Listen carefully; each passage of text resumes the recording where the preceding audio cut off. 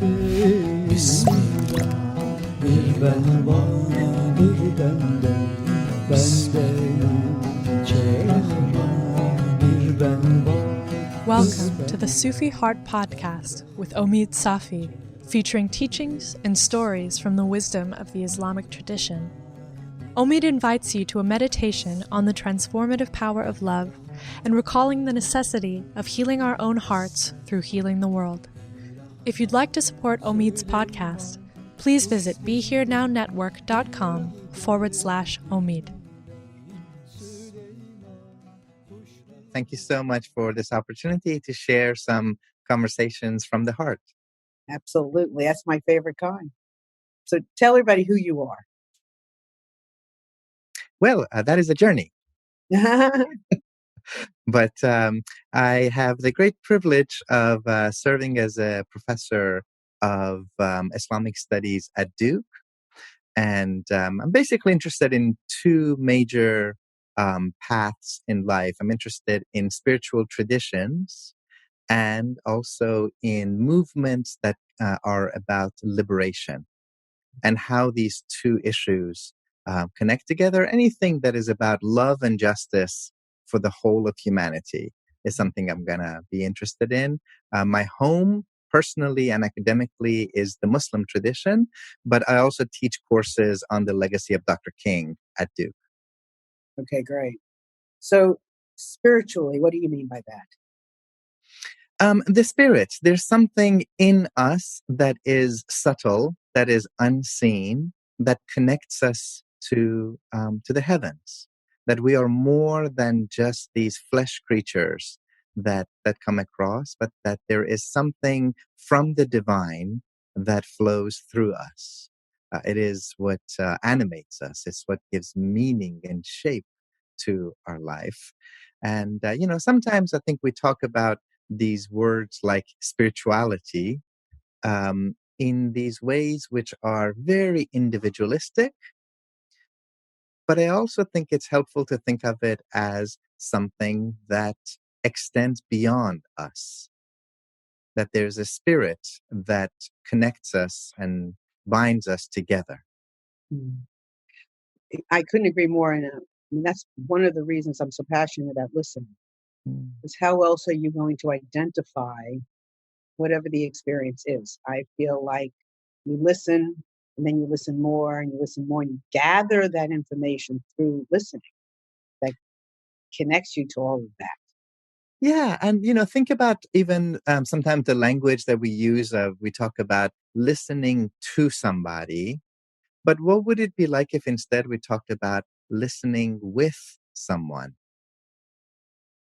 Well, guess what? A couple of years ago, do you know this? Am I telling you something you know about me? Please, go ahead. All right, because a couple of years ago, I had a really hard time identifying my work. And I struggled with a tagline. And I asked friends, how would you describe what I do? I'm a business life coach. I do shows. I'm writing a series of books and just one afternoon listening to the hearts of. And, I just would wait and listen, let it come to me, right? Patience is a virtue. And it's also really key when you're listening. And I waited and I would take words and I'd play with them and see how I could describe it. Somebody once said, well, you're an alchemist. I said, that doesn't feel so right. You know what came to me? Listen with me. That is, so now it's listen with Marilyn. Yeah. Listen with me. Yeah, that's right. And, I, by profession, I'm an academic. And when I go to a lot of academic meetings and I see it being the same way in business meetings, sometimes we measure people's intelligence by how quickly they can size somebody up. They can get to the gist of their argument, and maybe they can even tear it apart, and they can interrupt them to show them how smart they are. And we even sometimes confuse the ability to be a fast thinker and a fast talker as a sign of intelligence. But a lot of the most meaningful conversations that we have with people are the ones that are filled with these pregnant pauses. where there is that silence and that space which provides a grace for people to hear the echoes and reverberations of their own thought. And we're not stepping over each other's thoughts. We're not stepping over each other's feelings, but you're actually creating this canvas together. Keep going. No, because the only thing I can say is yes. Yeah, I mean, I totally agree. In that pause, we get to regroup, we get to rehear, we get to relisten, because that's the thing. You never, with listening and with taking it in, you can't be 100% because there's always more. There's another piece to it and another piece to taking deeper and deeper and deeper. When somebody identifies it as deep listening, it's all deep. Hmm. It's not It just can some be. deep. That's right. It can be all deep. Perhaps it should be all deep. And, I think in this particular strange moment in time that we find ourselves, where um, there are essential workers out there providing life-saving service, and then the rest of us are being recommended to stay inside and stay indoors in this quarantine, which I hope people are taking to heart and taking seriously. It's getting a lot of people to ask those hard questions about, am I an introvert? Am I an extrovert? How do I recharge my life? And a lot of people are finding that it's actually chit chat, small talk, which is particularly draining. When we're just talking about, the this and the that, and 20 minutes into a conversation, you feel like you haven't gotten anywhere. And, one of the things that I sometimes share with my friends and with my students is um, one of my least favorite expressions in the English language, and it's one that we all use almost on a daily basis, is, we ask each other, how are you? And it's an unimaginative question.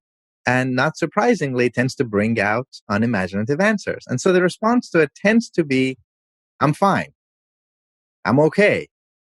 Or that people start reciting for you their to-do list on everything that they've got to take care of on that particular day. Well, and that's not particularly illuminating. It doesn't tell us anything about the state of their heart.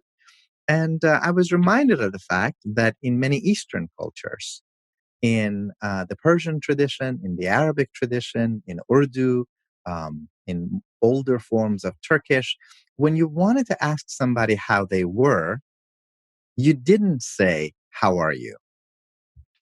The question that you would ask was literally, how is your heart doing?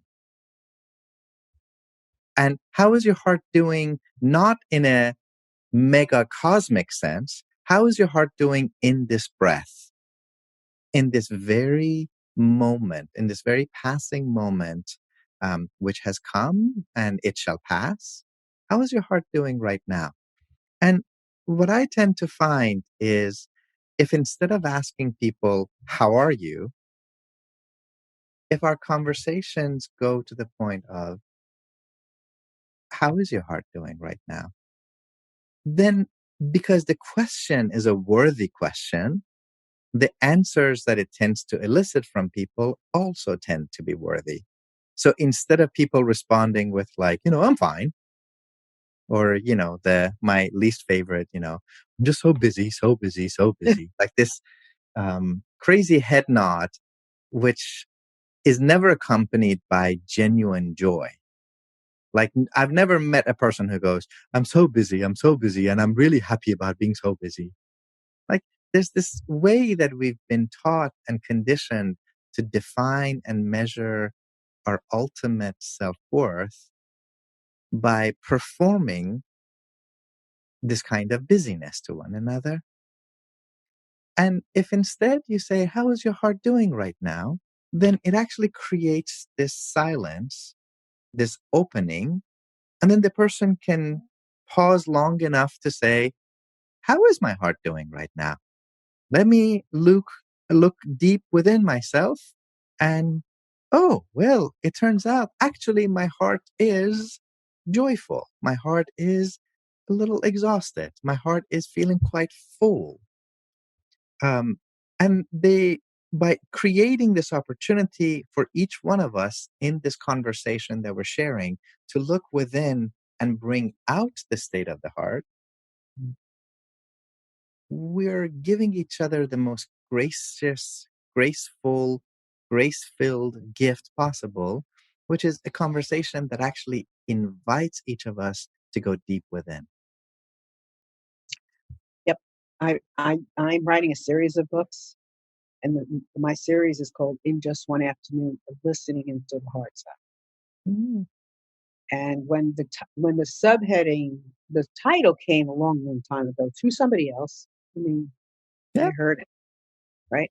The subheading, however, I needed something that could go with everything, because I could listen to the heart of, we can listen into the hearts of a person, a philosophy, a lot of things, right? Into the core. And when that hit me, it was like an electrical current went through me. I can remember the actual feeling I had when my chest went up, my head went back.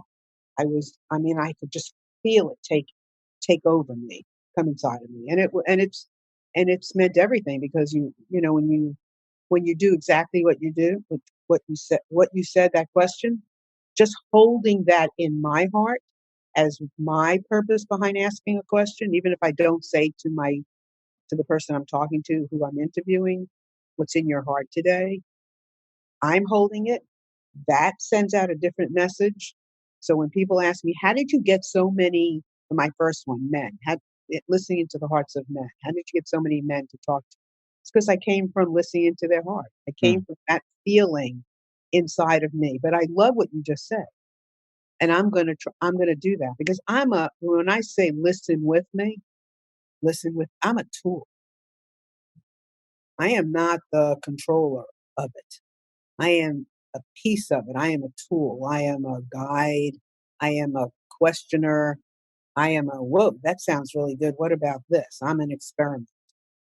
And I'm going to take that line, if it's okay with you, and I'm going to put that on my next, like, the post, and see what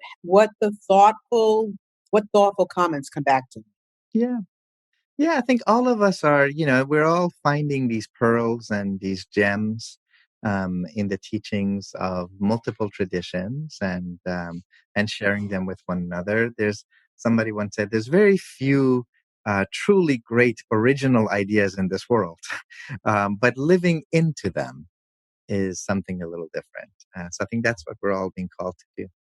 Yeah, absolutely. And I really do believe that this is a time when people are accessing that more and more and more on their own. I mean, when I say on their own, they might hear a little of this and they might hear a little of that from someplace, and see a little of this and see a little of that. It's up to an individual to connect the dots. That's right. That's right. They have to connect all those things, and I give them such credit for being able to, such acknowledgement for being able to connect, connect something, to be able to feel a different way and see it, because it's up to each individual human being. Mhm. I can put it out there, and you can put it out there. I can do as much as I want, but even then, I'm constantly learning and growing and picking it up, and everybody else, I have lots of great hope for everyone. So, illuminating courses, tell me about that. Yeah, thank you for asking about it.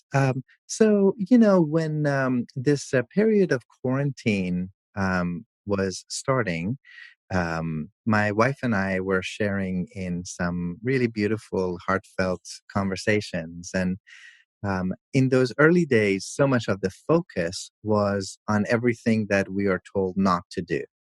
We're told not to go outside. We're told not to travel. We're told not to hug people. Um, and not to touch your face. And so many spiritual traditions teach us that one of the very necessary things that we have to learn to do is to rise above the ego and look at things from another point of view.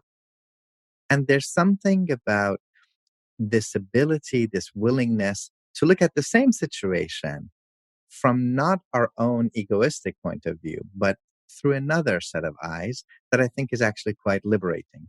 And so the way that she and I posed it to each other was, what if instead of thinking about what we are prohibited from doing, what if we actually switch it around and say, what is it that maybe we've always wanted to do and we haven't been able to do for a whole host of reasons? And now we might have the time and the space to do that. And I think for me, one of it was I genuinely believe that these teachings, which come from the heart of every faith tradition, they're life saving. I think they can heal our brokenness and our wounds, and they can take you from where you are and deliver you to a place of wholeness. Um, but sometimes we have to translate these teachings, which means not just going from Arabic and Persian to English, from Greek and Hebrew and Sanskrit to English. So many of our religious traditions, our spiritual wisdom, was conceived of in a pre-modern world. And there's a way in which we have to bring the fruit of these ancient teachings into a contemporary context. It has to sing today. It has to resonate with our lives today. And in the case of the Muslim tradition, which is both my own spiritual home and also what I teach and study, all these books behind me, um, we have a number of luminous sages. Um, we are told to revere and respect and learn from all of the prophets and all of the prophetesses and all of the sages, and including all the ones that people would know about, Abraham and Noah and Moses and Christ, and of course, the Prophet Muhammad. And a number of Muslim sages, probably none of them better known in the West than Rumi. And so what we decided to do was to have a whole course that would be online. And this is what people can access through illuminatedcourses.com. And the first one that we did is called The Heart of Rumi's Poetry. And it's a series of 12 lessons. And each of them is pre-recorded, so people can watch them at their own time, from wherever they are, at their own pace. And when they finish one, they can move on to the next one. And if what they want is just to sit in full privacy of their own rooms and watch them and be done with it, then that's lovely. But I also knew that people are craving a sense of connection. And so once every few weeks or so, there's an opportunity for people to join a live call-in occasion and see other people who are also following along these teachings. And we just had the first one this past Saturday, and 150 people from about 15 different countries joined in. And it was lovely for people to sort of see somebody from Singapore and somebody from New Zealand and somebody from Turkey and from North Carolina and California and Vancouver, from many different faith traditions. So a good number of the people, as you might expect, come from the Muslim background, but we also had rabbis, and we had Christian ministers and deeply contemplative people of multiple faith backgrounds who are reading and listening to these teachings of the Islamic spiritual tradition and figuring out how does it connect to their own life. And it has been a very life-giving experience for me, and I hope for the people who are getting to follow along. Let me ask you one question to begin with. First of all, do you notice any kind of theme with the people who showed up? Any question? Is there anything that you notice from them? I noticed a couple of things. I think one of the first things that they are searching for is Hello. what do we do with suffering? Okay, I'm sorry, I missed that because I Yeah. what One did of you the say? questions, Suffering? what do we do with suffering? Okay. And they're beginning actually with their own suffering, right? What are we supposed to do with our own sense of pain, our own brokenness, our own wounds that we are experiencing on this journey of life? I think in some ways, um, we like to use the language of we're all in the same boat. We're not all in the same part of the boat. There are some people who are very directly being impacted by the current situation.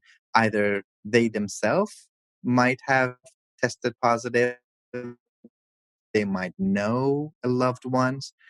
I think you and I have something in common that both of us have elderly parents.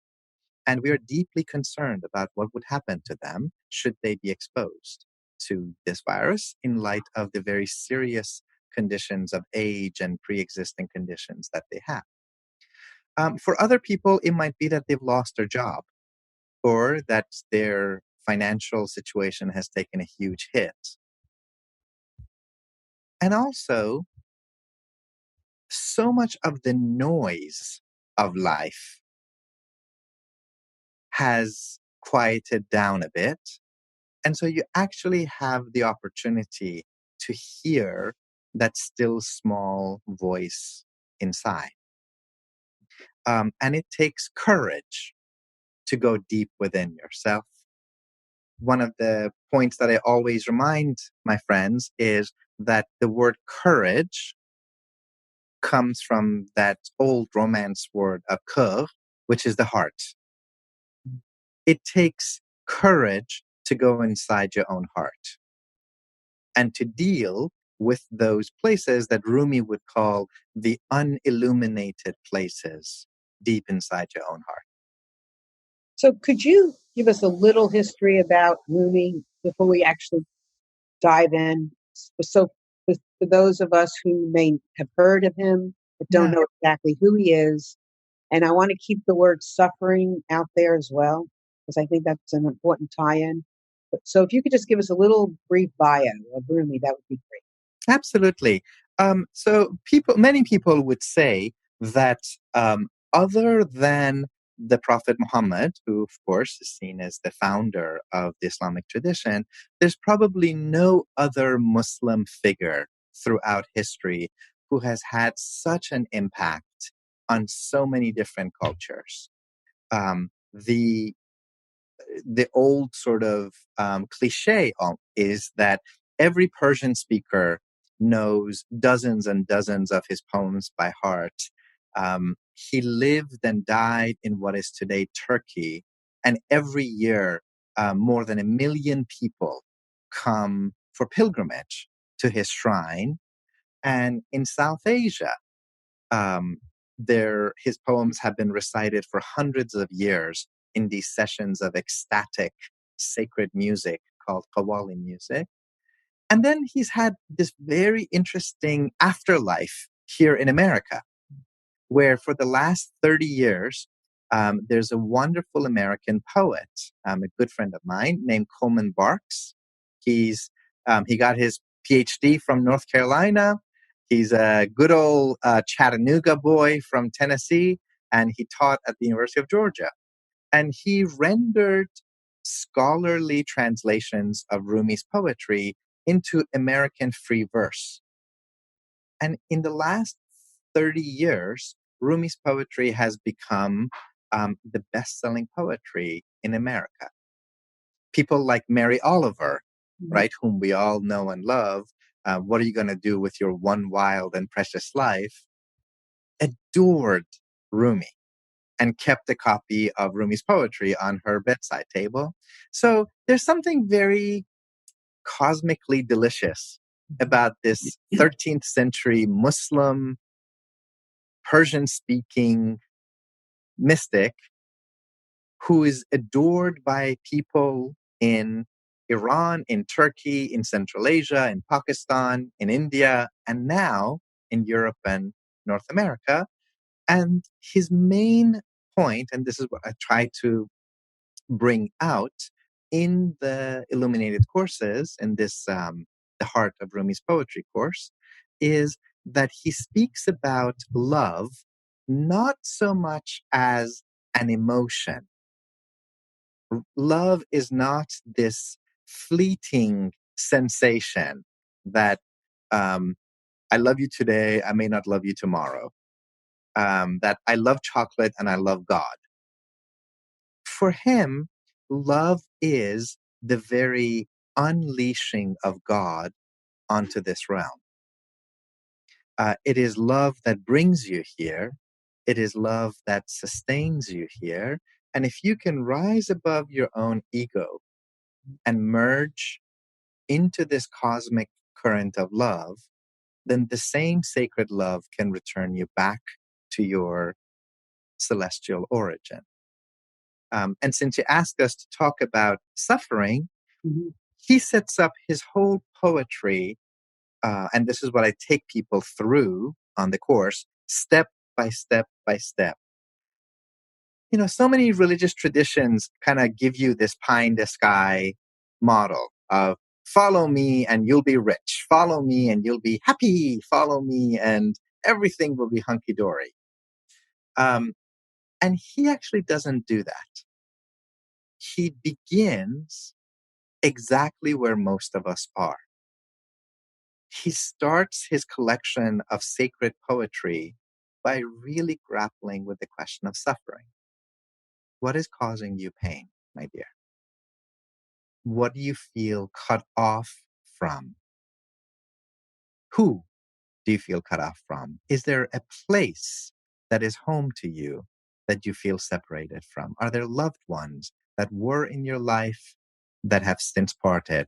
And then the one that I think is the source of suffering for so many people. Do you have hopes and dreams and expectations of your own life's journey? Did you think that life was going to go a certain way and it has since gone a different direction? And do you feel separated from your own hopes and dreams? And is that causing you pain? And he starts there. And he's not in any rush to tell you that it's going to be okay. However, let me ask you this, or not. Yeah, But however, if with the notion that it's all based on love, right? yeah. When you apply love to suffering or any of those, you can handle it better. I mean, the world does look better out of rosy glasses. You Um, know, the approaching world, yeah, right, approaching these things from the notion of love. I mean, it gives a good base. right. It's one thing to look at life through rosy glasses. It's another thing to say, if you lift up your head, you might actually be sitting in the middle of a rose garden. So one of the things that he does is he gets you to begin with suffering and even with the question of thirst. So he switches metaphors a lot. And he says, yeah, you have to become mindful of how thirsty you yourself may become.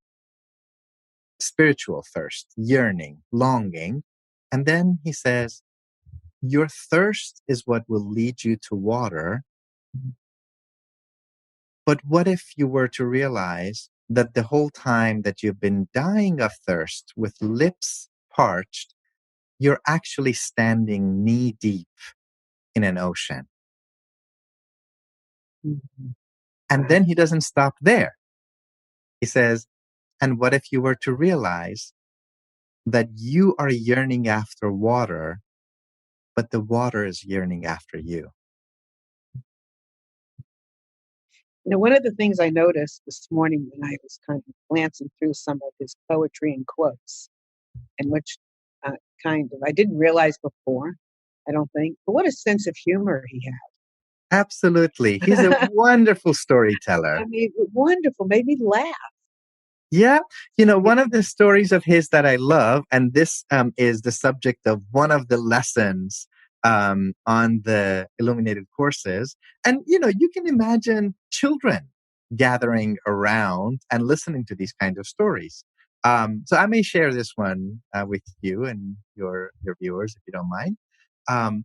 So in his age, and still today in many parts of the world, the roads tended not to be paved, right? There was no asphalt on roads. So every road was a dirt road. And some people would walk and others would have carts being drawn by horses and donkeys and mules. And these animals would relieve themselves. So as you're walking, you would naturally come to see a little pile of poop here and a little circle of horse urine or donkey urine over there. And so he talks about walking on this road and he sees a little puddle of donkey urine. And then, all around there's a field and there's wheat and there's straw that's growing on these fields. And the wind has picked up a piece of straw and this straw has landed right in the middle of this puddle of piss. And he says, I'm walking by and I see this fly that is flying through the air and it comes to land right on this piece of straw in the middle of the puddle of piss. And the wind is moving this straw from one side of the puddle of piss to the other. And he imagines the fly singing out loud, I'm the captain of this ship. I'm the king of the world, right? And it's like a humorous, hilarious retelling of the story. And then he stops, right? Once you're just laughing out loud, full belly laughter, which, by the way, this is one of the things that my own teachers have reminded us. Have you ever seen the way children laugh, right? They're holding their bellies. They're laughing so hard, tears are coming down from their face. And then when we get to be adults, the way that we laugh, we cover our mouth, right? Who taught you to be ashamed of your own joy? What did society do to us to get us to actually be embarrassed about shining with our joy, right? There is that idea of returning to that childlike state of a spontaneous, joyful life. So after he's told you this very humorous story and having everybody kind of laugh along, he pauses and he then turns to you, the reader. And he constantly does this in his poetry. You're reading his poetry, and then he starts talking to you, right? It's almost like the kind of contemporary movies where a character turns to the camera and starts talking to the audience. And he's like, so when is it that you find yourself acting like that fly? What is it in your own life that you've treated like a puddle of piss that seemed at the time like it was so important to you? But if you could lift your head up, you would see that there's a whole world behind it. Is it, for example, how many people might watch this program? Does it affect my sense or your sense of importance and significance if we've got 10 people watching it or if we have 10,000 people watching it? The truth? I'll answer the truth. Mhm. So I love it when there's thousands of people watching. Yeah. I love the thought that there are thousands of people, the notion listening to this right now. But if there were 10 Yeah. or 5, and then those 5 or 10, out of those 5 or 10, one person That's right. I completely was altered and they went and touched one more person. Can you only imagine? That's a beautiful day.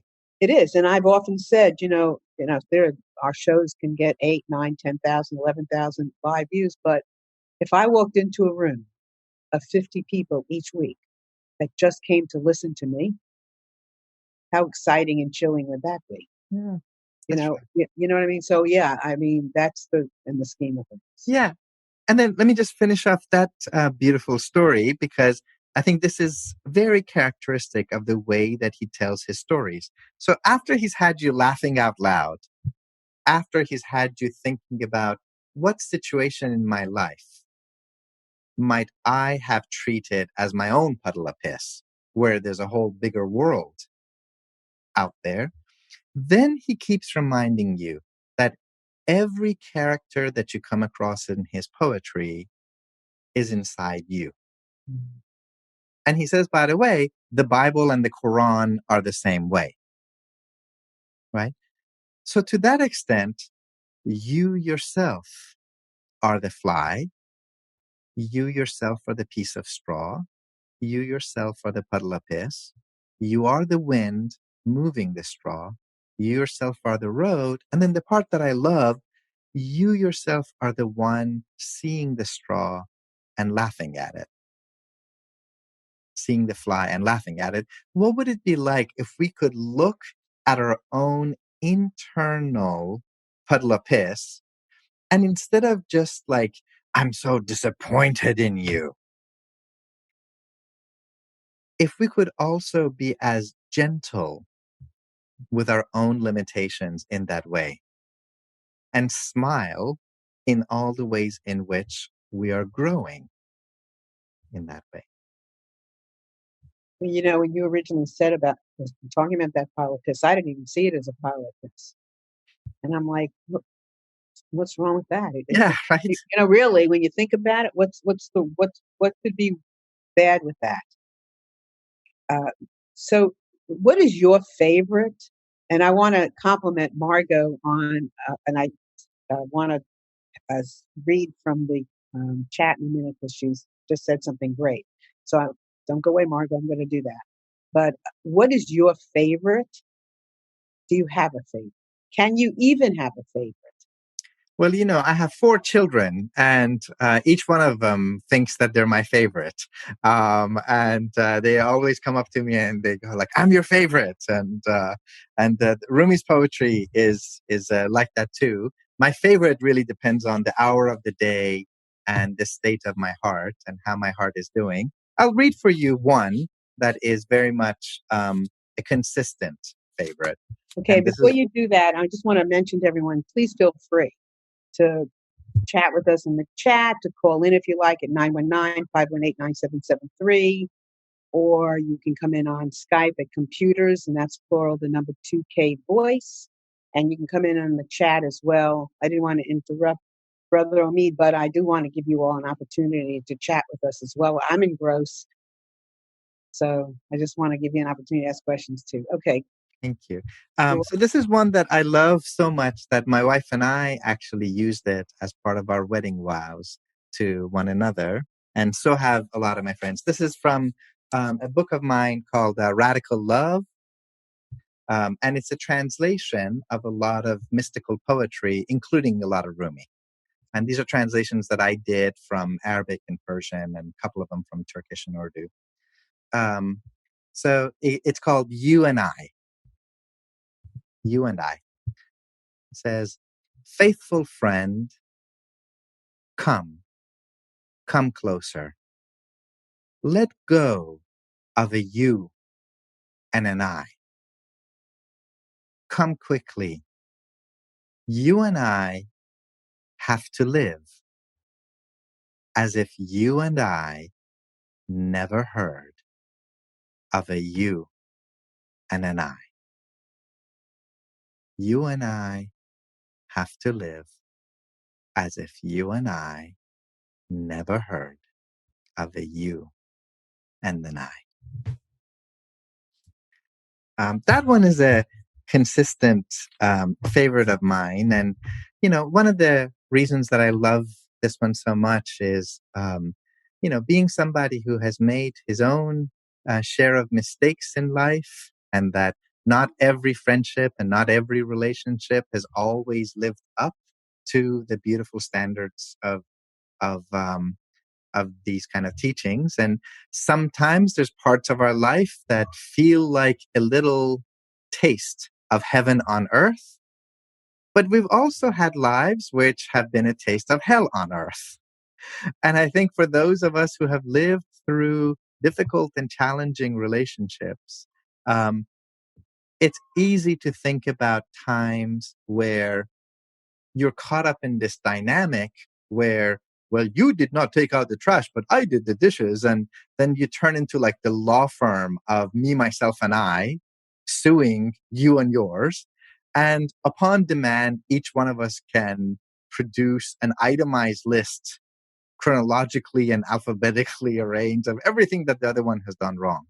Right. Right. That's one way. And then there's this other way.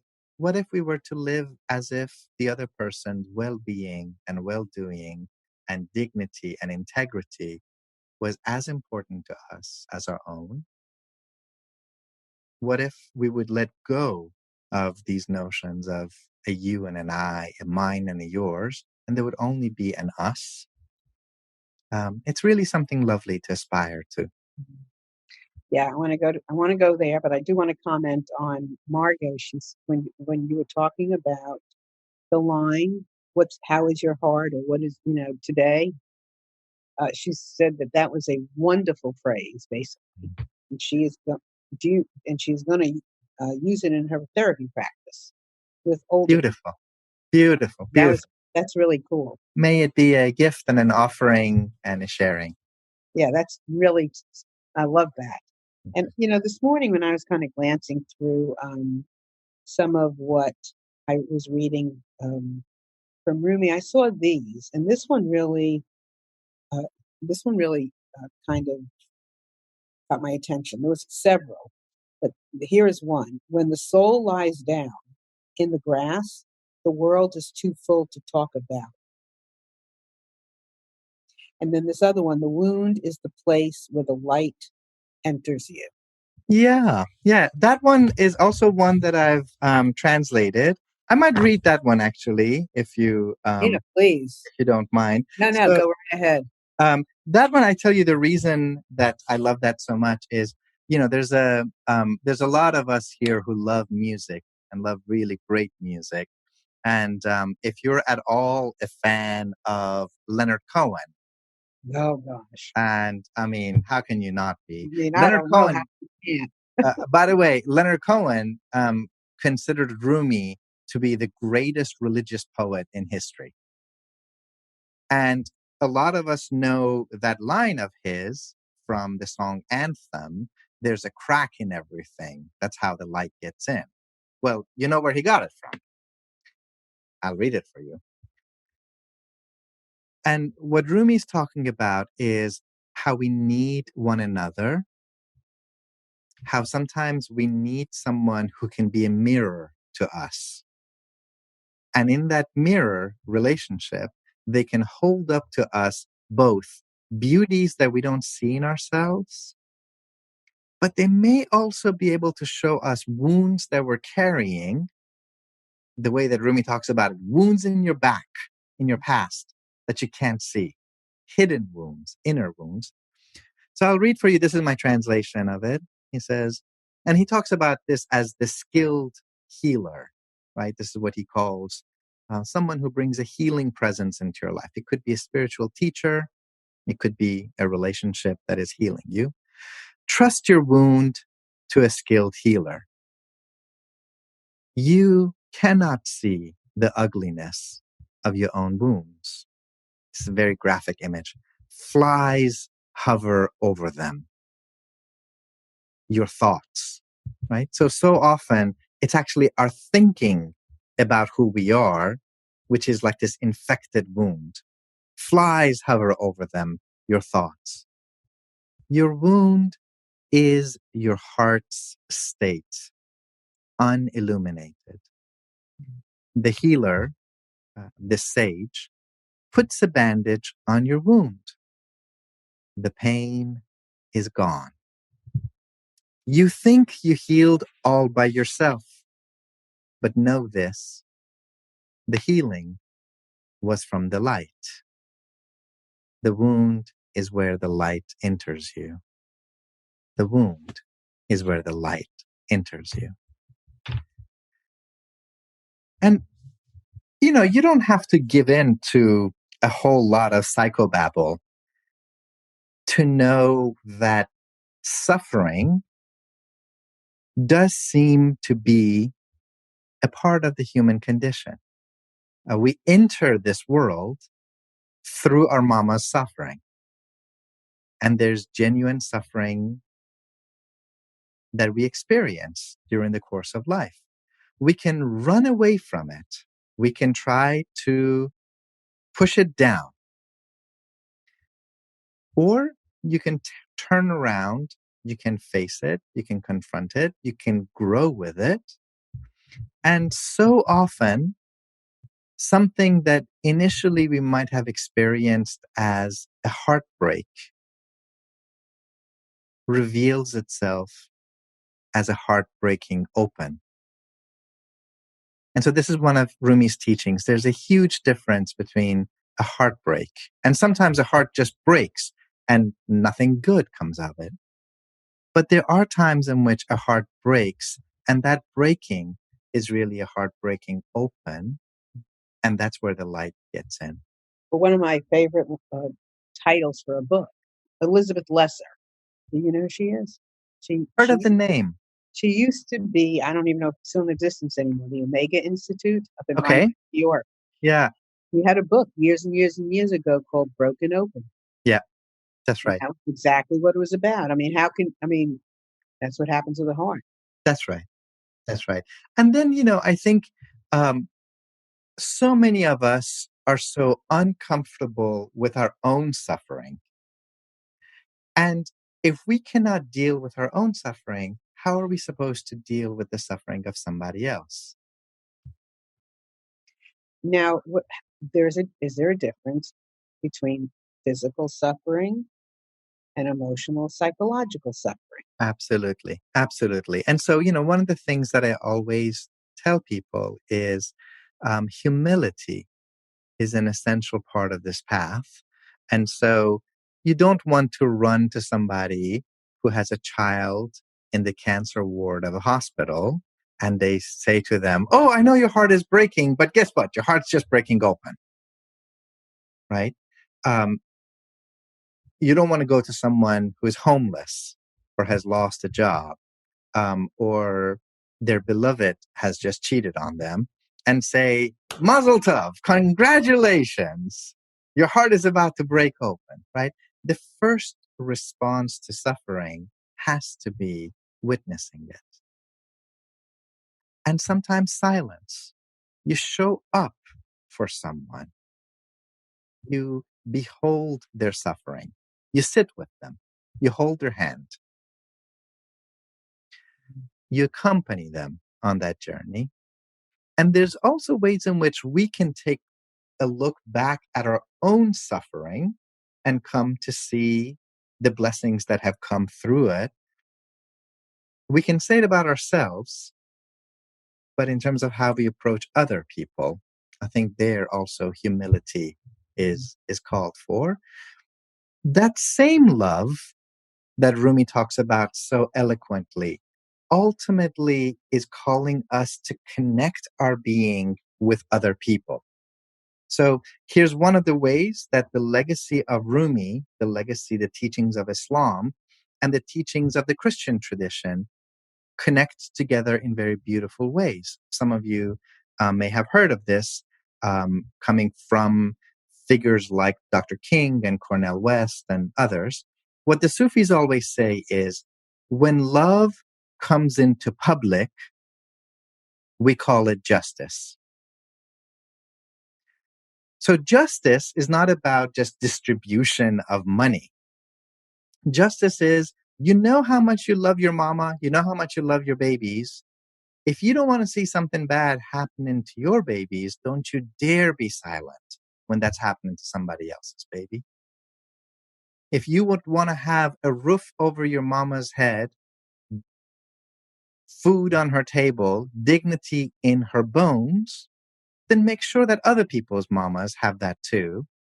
So when it comes out, we call it justice. When it moves inward, we call it tenderness. And love is mediating between them. You can be a fierce advocate for justice out in society. But that same force of love has to call you to be tender with the people that you interact with. Absolutely. So look, I'm going to ask you now to share, where somebody would sign up for your course and those kinds of things and your books. And Sure. before, because I could keep on listening to you, and I'm going to hopefully ask you back, and you're hopefully going to come back. It would So, be an honor and yeah, a you'd love, joy. yeah, yeah. So Thank you. tell everybody where Yeah, so they the, would get the your book. course is open to anybody. They can sign up for it at www.illuminatedcourses.com. www.illuminatedcourses.com. Right now, the course that we're offering is the one on Rumi. I hope that in time we might add some more courses and they can sign up for it. I've set up some different options. If people need a little bit of financial assistance, we can help them out. Some people that have a little bit more means have been generous, and it's essentially a share the love. So they've signed up and made it possible for somebody with needs to also sign up. And the you don't need to have any background. There's no tests. There's no exams. It's all the readings and discussions are online, and you can watch them, on your phone, on your laptop, at your own pace, and come along. And essentially, the journey is from brokenness and woundedness on the path of love to a state of what Rumi would call becoming illuminated, becoming a real whole human being. So I want to ask you about that in just a second. But Anand, will you show my books? And then I want to ask about, are we all doing that? All right. In just one afternoon, listening to the hearts of men. In just one afternoon, listening to the hearts of twins, the millennials. Um, very, very soon, people impacted by opioid addiction. Then Black fathers will follow, and then families that have lost a child, and I go on from there. But they're all on Amazon. Please feel free to reach out to me and ask me any questions about them. I would love to discuss anything about any of these stories in the book. They're all raw and real and powerful. So please check them out on Amazon. So when you talk about, thank you, Amna, when you talk about broken, can we make the assumption, and I'm making the assumption, that in some way, shape, or form, we all come in, we're all, even me, even you, all of us, we have a brokenness. Yeah. And so wherever we come into this course in particular, we all come in some way, somewhere, of course, just having a brokenness. That's right. And a brokenness and also an ego. And there's a little bit of that ego that we need to function in this world. But there's also the part of an ego which it wants to be worshipped. It wants to be placed at the center of the world. If you come from a religious context, you would say it wants to be God. And it cannot be God. Mm-hmm. Only God can be God. And so that's one thing that Rumi spends a lot of time on, the ways in which, as long as we are worshiping our own ego, it makes it impossible to love ourselves truly, to love anybody else truly, or to love God truly. The ego has to be put in its place, and it has a place, and it has to be healthy in that place, but its place cannot be at the center of the cosmos. And so the language that he uses to talk about this is when he's reading the Bible and when he's reading the Quran, and he gets to the stories of the prophets, he stops and he turns to you. So he does this when he gets to the story of Moses and the Pharaoh. So rather than just treating them like historical peoples of the past, he stops and he turns to you and goes, so what part of you acts like the Pharaoh, thinking that it's the God of the whole world? And what part of you is like Moses, who's come to liberate you? Wow, you are fabulous. I I have am a usually question. not. Go ahead. It's the teachings that are fabulous, and the teachers that all of us have had who've loved us and loved us into our bones. They're the beautiful ones. We're just honored, honestly, to get to live a life where we get to share these teachings. But thank you. You're very welcome. And I understand. Mamnan, did you say you had a question? Yeah. I want to ask Dr. Safi something. Dr. Safi, I'm listening. I never heard about Rumi, but I read many times back and forth. I read The Prophet. Yeah. Where does this place kind of, where's Khalil Gibran